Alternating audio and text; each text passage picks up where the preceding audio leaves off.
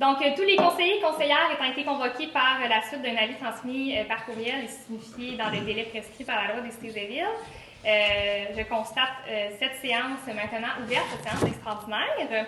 Donc, au niveau de l'ordre du jour pour cette séance, en point 1, ouverture de la séance. En point 2, adoption du budget pour l'exercice financier 2023. En point 3, adoption du programme triennal et en immobilisation de 2023, 2024 et 2025. Et en point 4, levée de la séance. Donc, j'aurais besoin de quelqu'un pour proposer et appuyer l'ordre du jour, s'il vous plaît. Je propose. Monsieur Fogg, appuyé par Monsieur Dion, tout le monde est en accord? Excellent. Donc, on passe tout de suite à l'adoption du budget pour l'exercice financier 2023. Donc, bien sûr, en vertu de l'article 474 de la loi sur les cités et villes, nous devons évidemment procéder à l'adoption d'un budget avant le 31 décembre de la même année. Donc, allons tout de suite dans le vif du sujet. Commençons par les revenus. Donc, au niveau des revenus, au niveau des taxes, on parle d'un montant de 2 515 353 $. Au niveau des paiements tenant lieu de taxes, 234 138 $. Au niveau des autres recettes de sources locales et régionales, 1 841 782 $. Et au niveau des autres revenus, 884 500 $ pour un total de revenus de 5 475 et... 5 millions. Ouais, c'est ça. Ça fonctionne. 5 475 773 $. C'est ma boîte noire. Il y a plein de chiffres. J'ai tout le temps peur de me tromper. Résultat, je me trompe. Je continue maintenant avec les dépenses. Donc, juste pour préciser, là, je viens de me rendre compte que j'avais sauté une ligne, mais il s'agit des prévisions budgétaires pour l'année 2023, là, je le rappelle, et non pas de l'année qui vient de se terminer. Donc, au niveau des dépenses, on prévoit pour l'administration régionale, l'administration générale, 1 074 906 $. Pour la sécurité publique, 378 863 $. Pour le transport, 1 121 155 $. Au niveau de santé et bien-être, 1 586 362 $. Au niveau de l'urbanisme et mise en valeur, 542 412 $. Au niveau des loisirs et culture, 1 18 960 $. Au niveau de la dette à long terme, entre autres intérêts, 62 695 $. Et au niveau de l'amortissement, 687 541 $. Pour un total de 5 097 812 $. Au niveau des autres activités financières, financement à long terme des activités de fonctionnement, 0. Au niveau du remboursement de la dette à long terme, 227 400 $ pour un total de 227 400 $. Au niveau des affectations pour le remboursement du fonds de roulement, 100 500 $. Au niveau des activités d'investissement, 289 435 $. Et au niveau de l'affectation du surplus, on parle de 239 374 $ qu'on va prendre à même le surplus accumulé, pour un total de 150 561 $. Ce qui fait un total des charges de 5 475 773 $. Donc, on parle d'un budget équilibré. Merci. Je vais être sûre d'avoir dit la bonne chose. Donc, j'aurais besoin de quelqu'un pour proposer et appuyer cette prévision budgétaire pour l'année 2023. Je propose. Monsieur Poirier, Je second. Madame Bello, tout le monde s'en rend d'accord, tout le monde a voulu proposer. Merci. On poursuit maintenant avec l'adoption du programme triennal en immobilisation de 2023, 2024 et 2025. Donc, il est nécessaire pour la municipalité de planifier son programme de dépenses en immobilisation pour les années à venir. Donc, au niveau des immobilisations,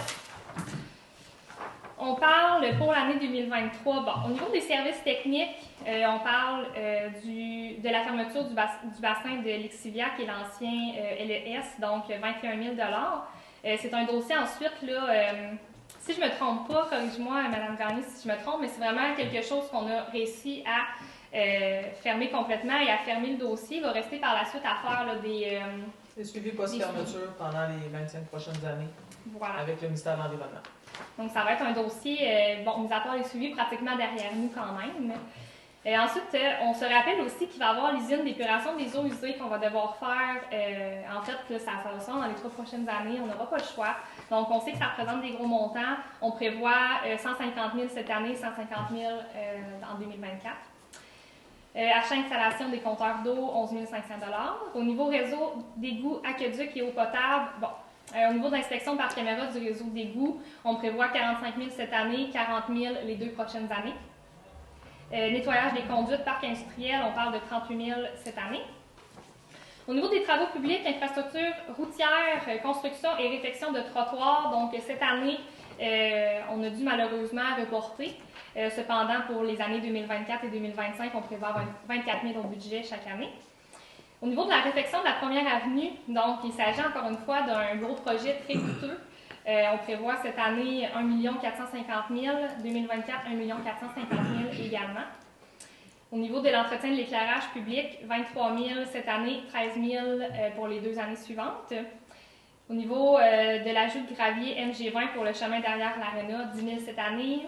Au niveau d'un nouveau chemin d'accès pour l'émissaire du parc industriel, cette année, 18 450. Je rappelle le nouveau chemin d'accès pour l'émissaire du parc industriel. Cette année, on a eu quand même quelques problématiques qui ont été plutôt coûteuses. Donc, en faisant ce chemin-là, c'est quelque chose qui va nous permettre d'effectuer un nettoyage, en fait, puis de pouvoir procéder à la surveillance aussi de cet hémisphère-là, puis éviter que ça se reproduise des incidents comme il y avait eu, là, puis que ça coûte encore beaucoup de frais. Au niveau des bâtiments municipaux, au niveau centre sportif et communautaire, donc isolation de la salle communautaire, pour cette année, rien. Par contre, on a reporté en 2024 220 000 $. Donc, on sait que c'est un bâtiment, veut pas, qui s'en vient de plus en plus désuet. Il va y avoir de plus en plus de réparations effectuées dessus, possiblement, bon, voir un petit peu de quelle tournure on va prendre. Mais ça, c'est des discussions qu'on aura dans les prochaines années, puis auxquelles aussi on va faire appel aux citoyens à voir qu'est-ce qu'on entrevoit pour la suite, évidemment. Au niveau d'un entrepôt pour les loisirs, cette année, rien. En 2024, 35 000 $. Plage autour de la piscine, 10 000 $. Donc, on se rappelle, pour ceux qui vont régulièrement à la piscine, là, on a le tour de la piscine qui est un peu, pas glissant, au contraire, trop rampant. Donc, c'est un petit peu dangereux. Ça fait des bons bobos et tout, là, fait qu'on tente de vouloir rectifier la situation. Au niveau du plancher, système de saumure de l'Arena, 15 000 $ cette année. Peinture du bassin de la piscine, cette année, rien. En 2024, 20 000 $. Et au niveau du garage municipal et caserne de pompiers, un dôme pour sel et sable, cette année, rien. En 2024, 275 000 $. Fibre optique, cette année, 10 185 $. Au niveau de l'hôtel de ville, un nouveau bureau premier étage, pour cette année, 29 300 $. Je précise que c'est un bureau, un nouvel aménagement sur lesquels aussi on va avoir droit à des subventions. Donc, voilà. Au niveau de développement du territoire, acquisition de terrains industriels, cette année, 100 000 $. Entretien du parc industriel, cette année, rien. En 2024, 39 150 $. Au niveau de parc et espaces verts, on a le sentier Campbell, secteur Est, donc la deuxième partie qui reste à reconstruire, 160 000 $. Site d'exposition extérieure tel que j'ai discuté dans la séance précédente, 370 000 $. Revitalisation urbaine, on parle de l'amélioration du boulevard Sprenière, cette année 30 000, 2024 30 000 également. Outils de communication, 27 000 cette année, 15 000 l'année prochaine. Au niveau de la sécurité publique, antenne de télécommunication, cette année rien, 2024 100 000. Génératrice, centre de coordination, rien pour les 2 prochaines années, 2025 100 000. Au niveau de la sécurité incendie, un conteneur, 5 800 $, équipement nautique, 16 000 $. Ce qui nous fait des montants total pour l'année 2023 de 2 540 235 $. Pour 2024, 2 411 150 $. Et pour 2025, pour l'instant, 177 000 $. Voilà. Donc, j'aurais besoin de quelqu'un pour proposer et appuyer la levée de cette séance. Oh, t'as dit. Oh!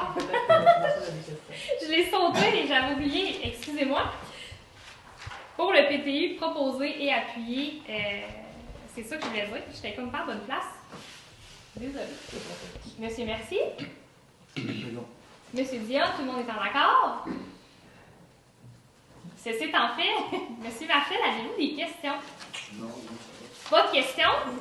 Excellent. On procède maintenant à la levée de cette séance proposée et appuyée par... Madame Bello?